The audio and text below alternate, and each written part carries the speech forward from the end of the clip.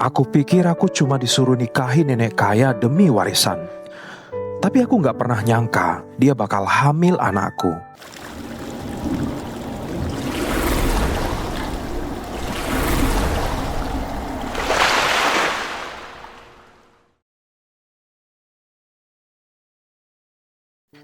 Namaku Rama Dirgantara. Usia 26 tahun, lulusan teknik mesin dari universitas swasta yang orang-orang bilang kurang bergengsi.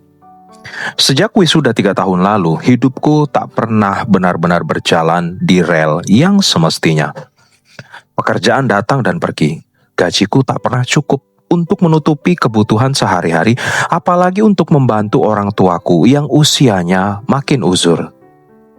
Ayahku sudah lama pensiun sebagai sopir truk antar kota. Sekarang lebih sering tidur dan batuk-batuk di kursi rotan depan rumah. Ibuku, dia hanya seorang ibu rumah tangga yang sejak kecil sudah terbiasa menahan lapar supaya anaknya bisa makan lebih dulu. Aku anak tunggal, dan rasanya gagal terus-terusan sebagai anak satu-satunya adalah jenis rasa sakit yang susah dijelaskan. Waktu itu Jumat, hujan deras turun tanpa jeda. Atap rumah bocor, dan aku lagi duduk menampung tetesan air pakai baskom plastik di ruang tamu yang pengap. Ketika paman dari pihak ibu datang, namanya Paman Fatur, orangnya gemuk, murah senyum, tapi matanya tajam kalau sedang bicara bisnis. Dia bukan paman kandung, tapi adik sepupu dari almarhum kakekku. Dulu kami tak begitu akrab. Tapi malam itu dia datang membawa sesuatu yang gila. Kamu mau gak nikah kontrak, Ram? 3 bulan saja, cuma tanda tangan, setelah itu kamu bakal dibayar 500 juta. Aku tertawa, bukan karena lucu, tapi karena aneh. Tawaran itu datang tiba-tiba dari orang yang jarang muncul di tengah hidupku yang sedang kusut. Aku kira dia bercanda, tapi wajahnya tidak berubah. Serius, sangat serius. Paman, ini serius. Serius, ini tawaran dari kenalan paman. Wanita kaya, janda, gak punya anak, tapi dia perlu suami segera untuk bisa cairkan warisan dari almarhum suaminya yang terakhir. Kalau dia gak nikah sebelum ulang tahunnya bulan depan, hak warisannya bakal hangus dan dipindah ke kerabat jauh yang dia benci setengah mati. Aku diam. Dalam hatiku bertanya-tanya, kenapa bukan Paman Fatur sendiri yang ambil tawaran itu?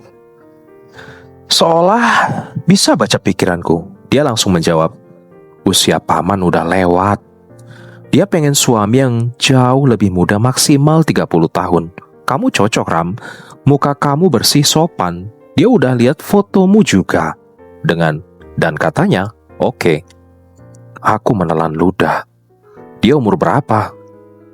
58. Jantungku seperti berhenti berdetak sebentar. 58 tahun? Iya, namanya Bu Sekar Laraswati, pengusaha properti, pemilik butik batik, dan beberapa kontrakan elit. Hidupnya mewah, tapi katanya sepi. Dulu udah pernah nikah 2 kali, tapi gak pernah dikaruniai anak. Suami terakhirnya baru meninggal 2 tahun lalu. Nah, harta warisan itu diatur notaris untuk bisa cair kalau Bu Sekar menikah lagi. Tapi bukan nikah bohongan, harus sah di mata hukum.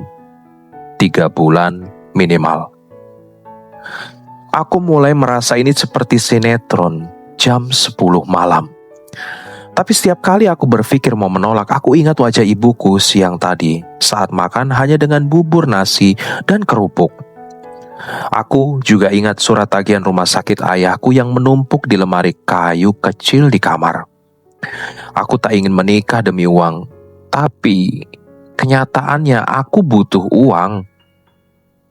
Malam itu aku tidak langsung menjawab, tapi esoknya aku ikut Paman Fatur ke rumah Bu Sekar.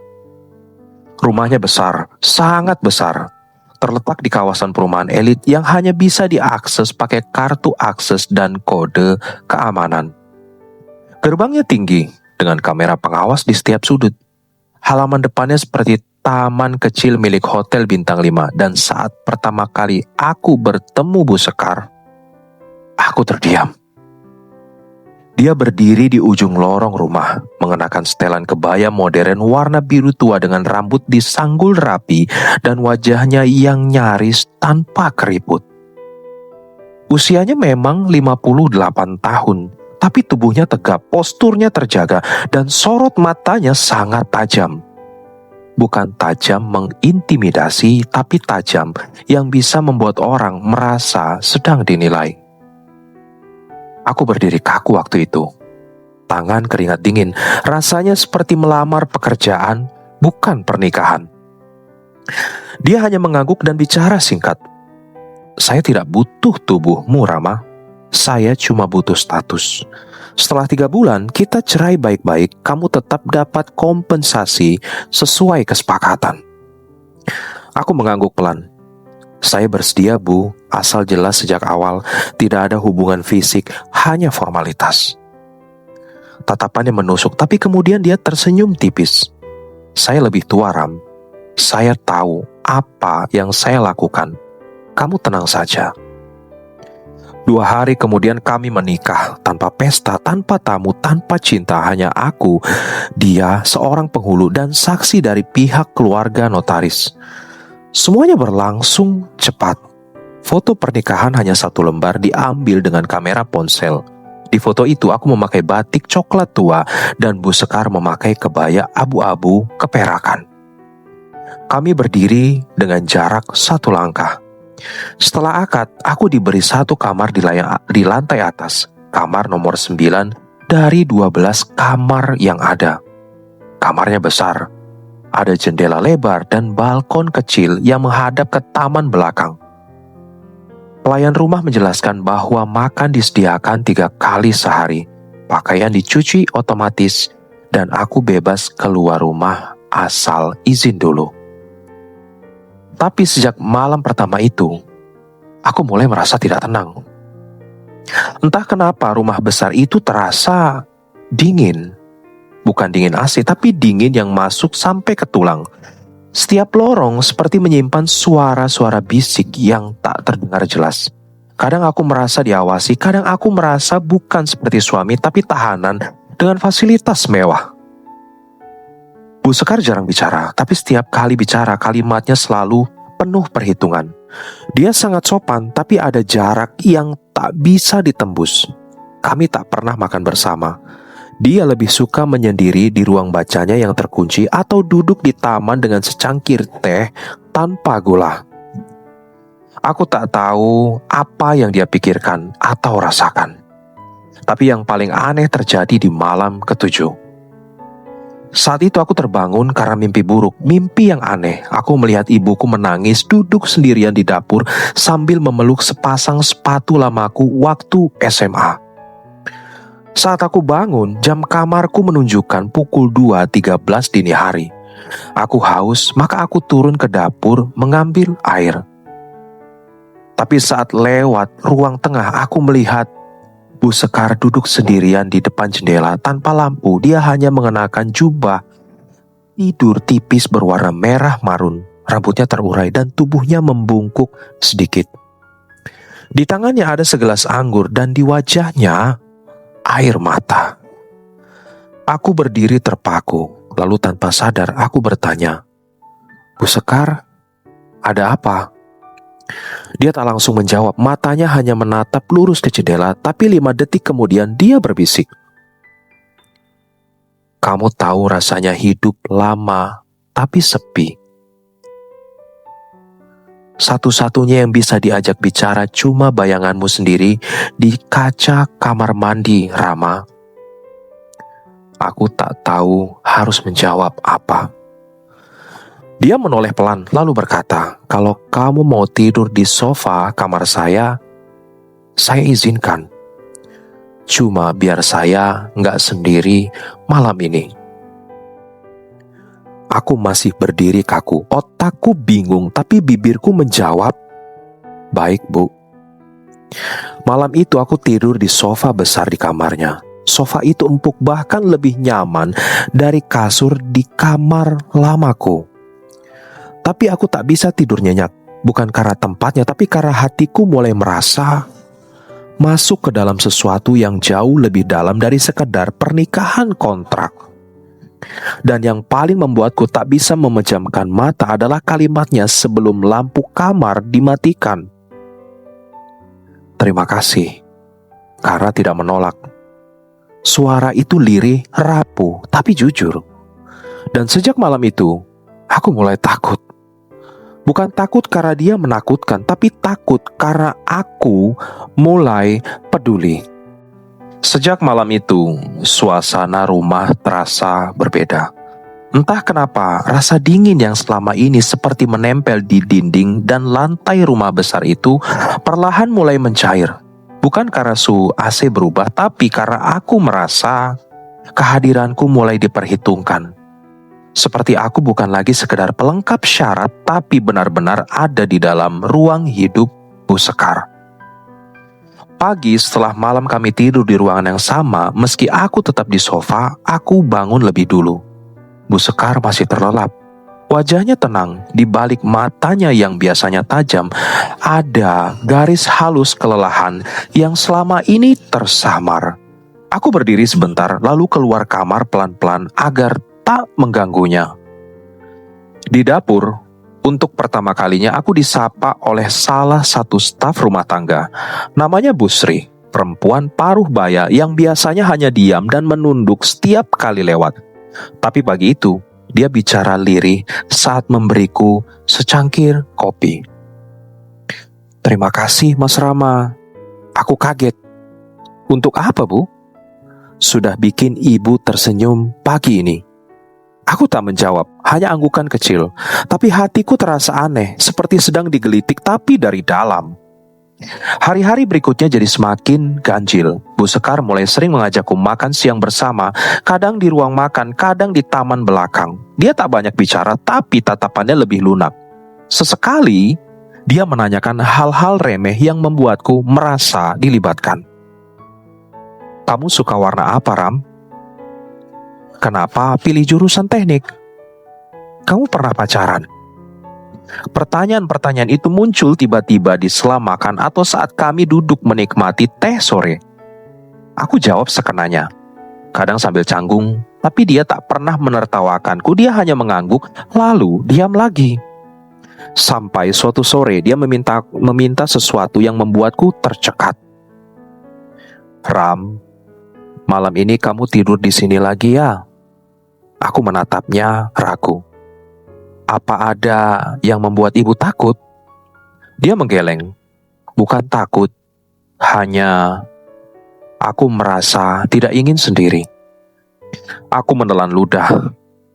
Baik, saya tidur di sofa seperti biasa. Dia tersenyum. Senyumannya yang pelan tapi anehnya menenangkan. Malam itu aku datang ke kamarnya pukul 9 malam. Kami tak banyak bicara, hanya duduk sebentar di sofa, lalu aku pamit rebahan. Dia naik ke tempat tidurnya dan suasana hening menyelimuti ruangan. Tapi entah kenapa aku tak bisa langsung tidur. Otakku penuh pikiran tentang semua ini. Tentang kenapa seorang wanita sekaya dan sekuat Bu Sekar harus menjalani semua ini sendirian.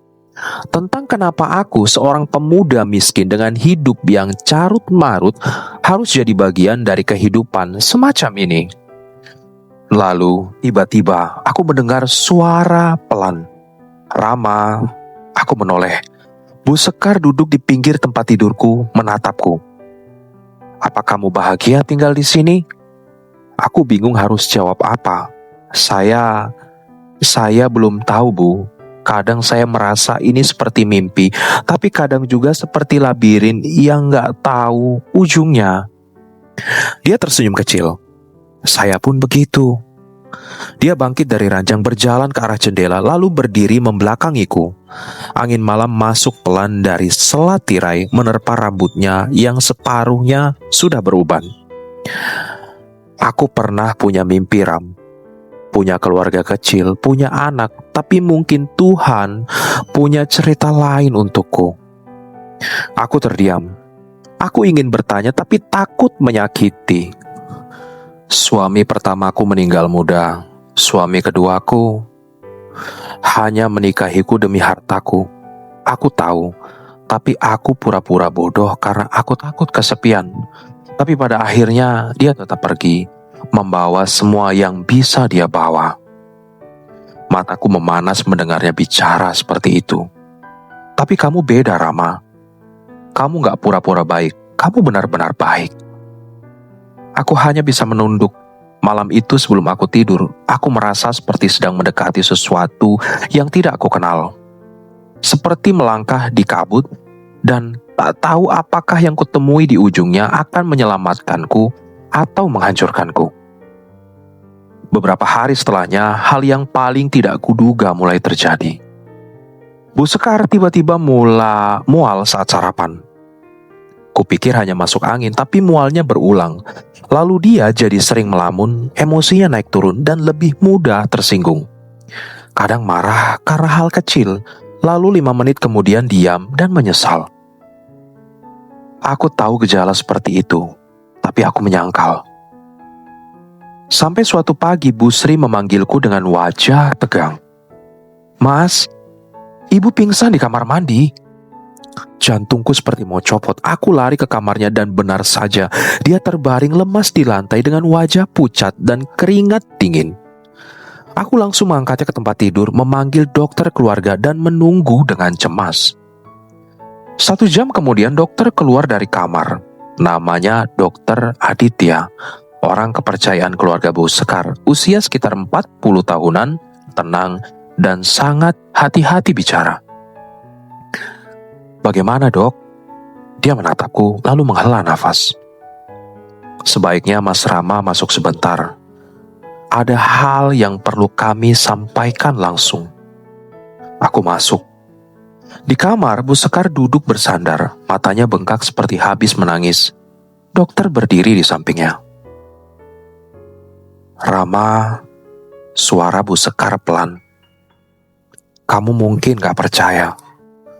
Aku masih diam, menunggu. Aku hamil. Dunia seperti runtuh dalam sekejap. Aku sampai mundur 2 langkah. Kupikir aku salah dengar, tapi wajah dokter mengangguk pelan membenarkan. Secara medis, ini sangat jarang, tapi tidak mustahil. Bu Sekar menjalani terapi hormon dan suplementasi kesuburan selama beberapa tahun. Meskipun peluangnya kecil, kemungkinan kehamilan tetap ada, dan ternyata terjadi. Aku merasa seluruh tubuhku lumpuh, lidahku keluh, tak bisa berkata apapun. Bu Sekar menatapku, air matanya jatuh lagi. "Kalau kamu mau pergi, pergi saja, Ram. Aku tidak akan menahanmu. Aku tahu ini tidak seperti yang kamu bayangkan." Aku berdiri di sana tak bergerak. Mataku menatap perutnya yang masih rata, tapi kini terasa seperti bom waktu. Dan untuk pertama kalinya sejak awal cerita ini dimulai, aku merasa benar-benar takut. Tapi bukan takut pada Bu Sekar atau pada kehamilan itu. Aku takut pada diriku sendiri karena aku tidak ingin pergi. Dan itu lebih menakutkan dari apapun. Aku masih ingat jelas malam itu. Aku tertidur di sofa kamar Bu Sekar, berbalut selimut tipis, berharap malam segera berlalu tanpa gangguan. Tapi sekitar pukul 2 dini hari, aku mendengar suara. Bukan suara keras, tapi cukup untuk membuatku terbangun. Tangisan kecil yang tertahan, seolah berasal dari seseorang yang selama ini terlalu kuat hingga lupa cara menangis. Saat membuka mata, aku lihat sosok Bu Sekar duduk di lantai dekat jendela.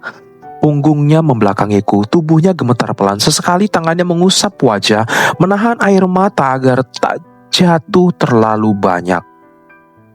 Aku bangkit pelan, menghampirinya. "Bu Sekar." Dia menoleh.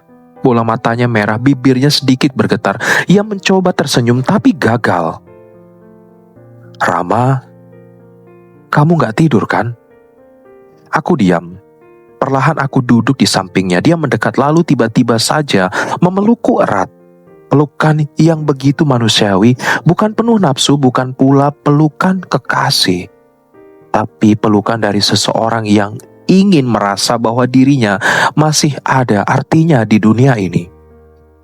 Lama kami terdiam, tak ada kata, hanya detak jantung dan tubuh yang saling bersandar. Lalu tanpa sadar aku membalas pelukannya dan pelan-pelan batas antara logika dan rasa mulai kabur. Dia menatapku, aku menatapnya.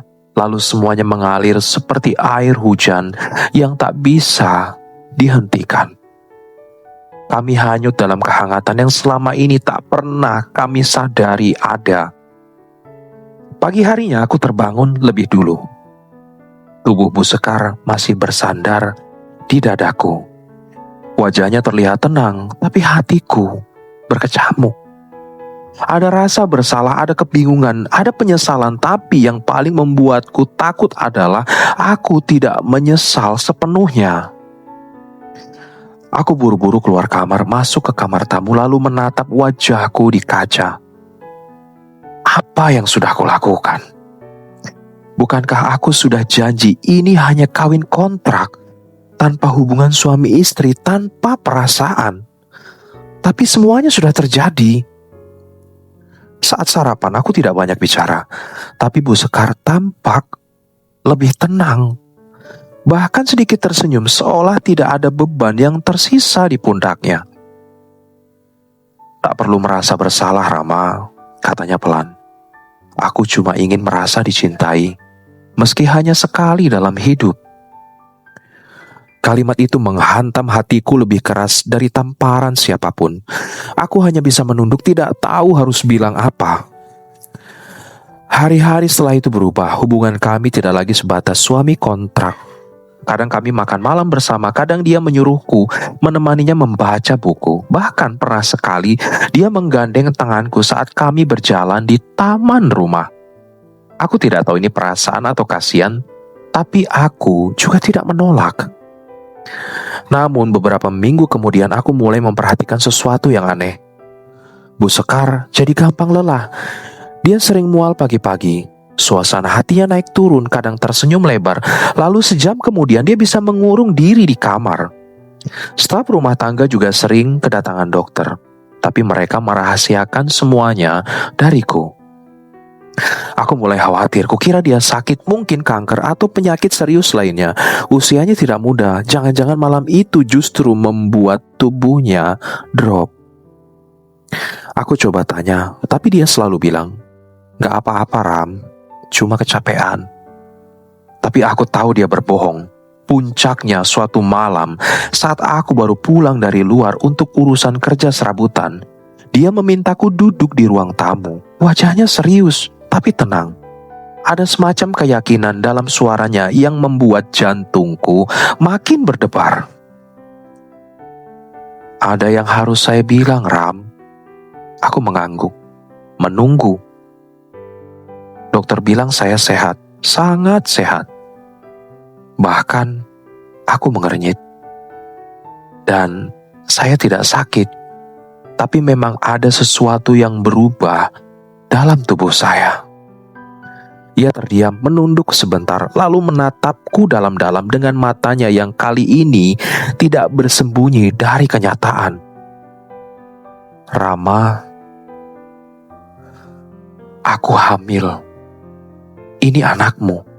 Dunia serasa berhenti. Aku seperti ditarik keluar dari tubuhku sendiri. Otakku menolak memproses kalimat barusan. Hamil? Anakku? Bu Sekar? Apa? Suaraku tercekat. Dokter sudah periksa 3 kali. Semua hasilnya positif.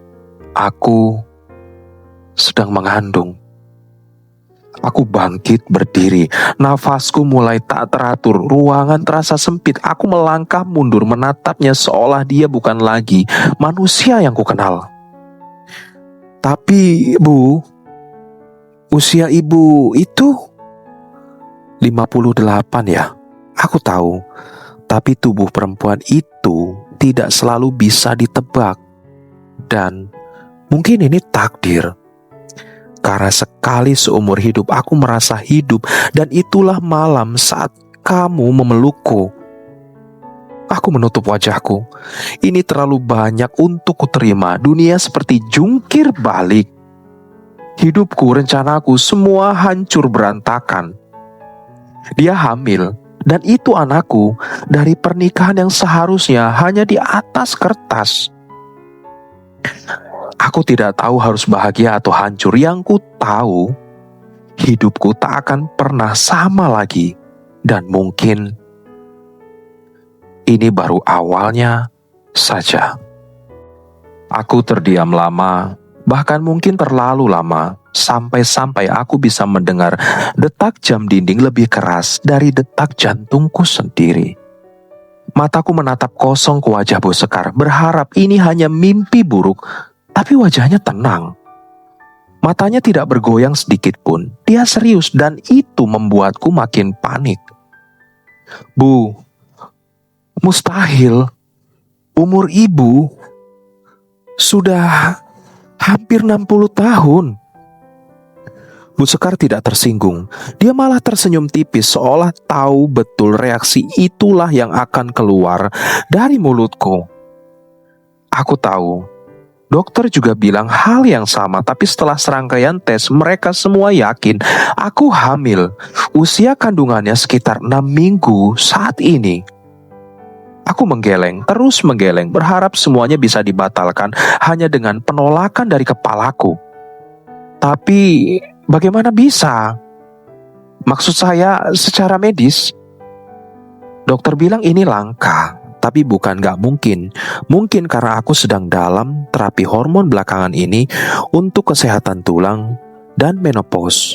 Atau mungkin juga karena faktor lain. Mereka menyebutnya keajaiban medis. Aku terdiam, telingaku mendengar tapi otakku belum bisa mencerna. Tanganku dingin, keringat keluar meski AC menyala dingin. Rama, lanjutnya, aku gak akan memaksa kamu. Kalau kamu mau pergi, pergilah. Aku paham betapa rumitnya semua ini. Aku bisa besarkan anak ini sendiri. Kalimat itu menghantam dadaku seperti palu godam. Aku ingin pergi, aku ingin kabur. Aku bahkan sempat membuka pintu, tapi saat kakiku menyentuh ambang teras, sesuatu menahanku. Wajah ibuku terlintas. Wajah Bu Sekar saat malam itu menangis di balik jendela. Pelukannya, tatapan matanya, kalimatnya yang terdengar jujur. Aku cuma ingin merasa dicintai. Aku kembali masuk. Langkahku berat, tapi ada sesuatu dalam diriku yang lebih berat lagi. Harga diri. Bu Sekar masih duduk di sofa, memeluk perutnya yang belum menampakkan tanda-tanda apapun. Tapi tatapannya kini sedikit gemetar, seperti seseorang yang siap ditinggalkan tanpa protes. Aku bersimpuh di hadapannya, kepalaku tertunduk dalam, suaraku pelan hampir tak terdengar. Saya mungkin gak cinta, Bu. Tapi saya juga bukan laki-laki pengecut. Saya akan bertanggung jawab. Dia menangis, tapi bukan air mata sedih. Itu tangisan lega, tangisan seseorang yang akhirnya merasa tidak sendirian lagi. Sejak malam itu semuanya berubah. Aku mulai tidur di kamarnya yang sama dengannya. Bukan karena dorongan fisik, tapi karena aku tak ingin dia merasa sendiri. Tiap pagi aku bantu menyiapkan sarapan. Tiap sore kami jalan-jalan kecil di taman belakang. Kadang kami hanya diam di bangku kayu saling menatap langit tanpa kata. Tapi diam itu justru terasa penuh makna. Kehamilannya berjalan baik. Anehnya, dia terlihat semakin muda. Kulitnya lebih segar. Senyumannya lebih sering muncul. Dokter bilang ini karena hormon bahagia.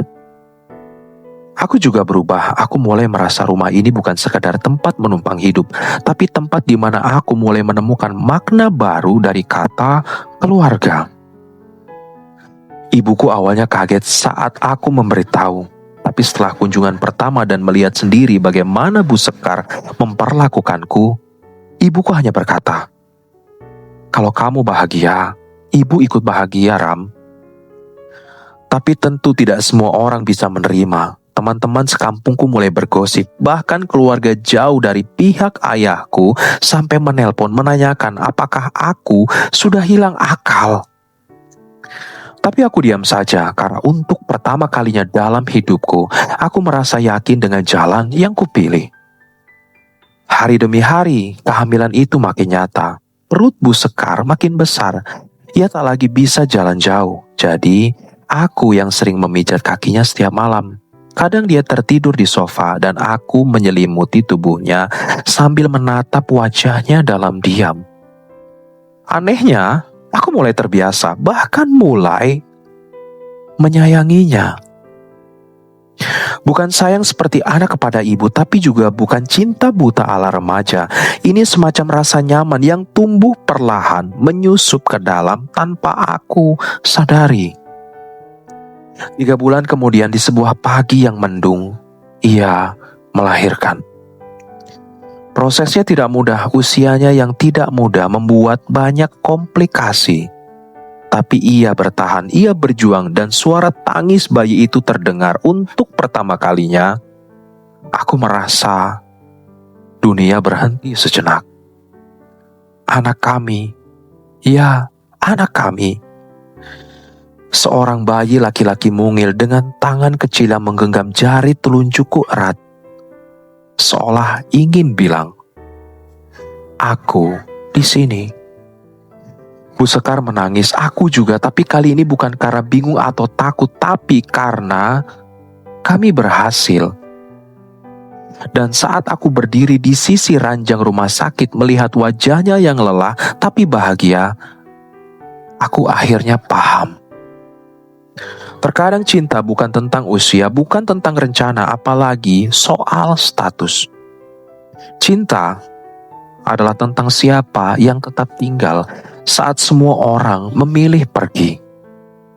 Kupikir ini sudah berakhir dari akhir cerita, tapi ternyata baru permulaan. Karena seminggu setelah kami pulang dari rumah sakit, seorang pria berdasi hitam datang ke rumah mengaku sebagai kuasa hukum dari adik tirinya, Bu Sekar. Membawa setumpuk dokumen dan 1 surat ancaman. Mereka akan menuntut hak warisan karena menuduh pernikahan kami tidak sah. Dan bayi kami hanya rekayasa untuk mendapatkan harta. Aku terdiam, menatap surat itu, menatap bayi kami yang tertidur di pelukan Bu Sekar.